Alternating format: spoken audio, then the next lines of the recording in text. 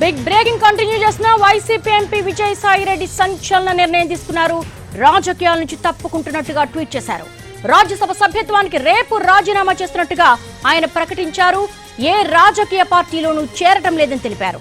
వేరే పదవులో ప్రయోజనాలో లేక డబ్బులో ఆశించి రాజీనామా చేయటం లేదని స్పష్టం చేశారు.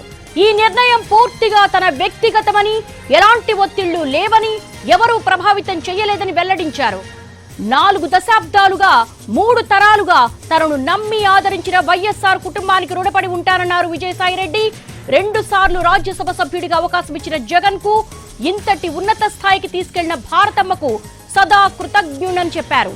జగన్ ను మంచి జరగాలని కోరుకుంటున్నట్లుగా ఆయన కోరుకున్నారు. పార్లమెంటరీ పార్టీ నాయకుడిగా, రాజ్యసభలో ఫ్లోర్ లీడర్ గా, పార్టీ జాతీయ ప్రధాన కార్యదర్శిగా పార్టీ రాష్ట్ర ప్రయోజనాల కోసం చిత్తశుద్ధితో శక్తి వంచన లేకుండా కృషి చేశారని చెప్పారు. కేంద్రానికి రాష్ట్రానికి మధ్య వారధిలా పనిచేశారన్నారు.